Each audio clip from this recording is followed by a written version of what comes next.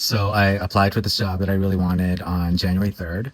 And first thing I did was I really wanted to change up the regular pattern or routine of my life to create this new timeline, which was a fairly abrupt change in that, I did want this particular job because it met a lot of the, I guess, requirements that I wanted if ever I wanted to go back to work. And so I knew that this was going to be a big change and I needed to really disrupt the timeline that I was on. So what I actually did was, again, I applied on January 3rd, and on January 4th, I rented an Airbnb for a night. And so I wanted to really disrupt the very pattern of where I lived. And I rented an Airbnb in the city where the job was, which is about an hour and a half away.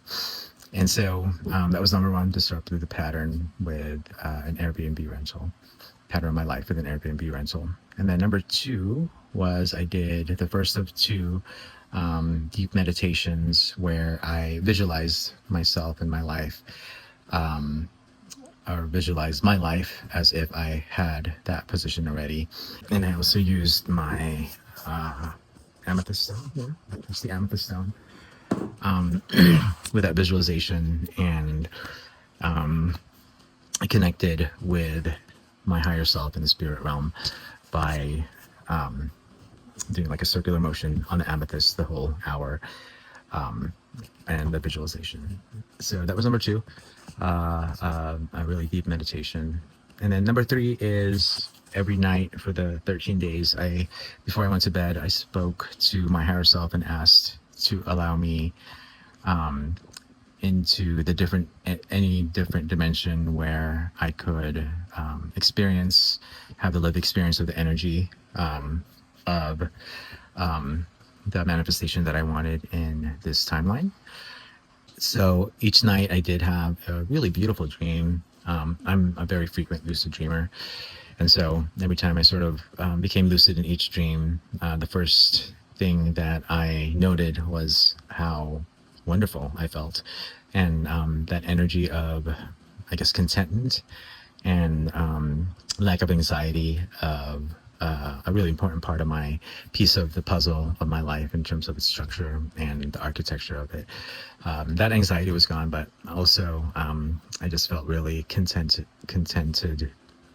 I felt contentment about the work that I was doing on a daily basis. And I did wake up with that same feeling, and I brought that energy into my life here and apply that to my manifestation of this timeline, the timeline that I was creating here. So that's number three, was the interdimensional travel and bringing the energies back.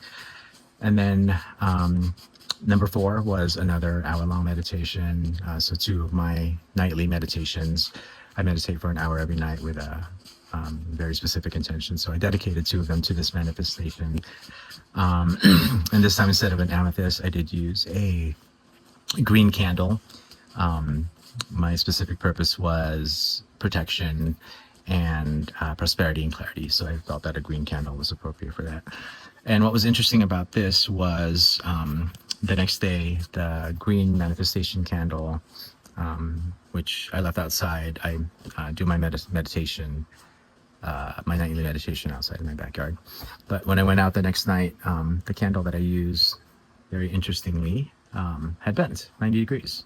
I just came out and, it was in this candle holder and bent 90 degrees. So I took that as a affirmation from my higher self regarding the sort of abrupt change that I was making in my life. And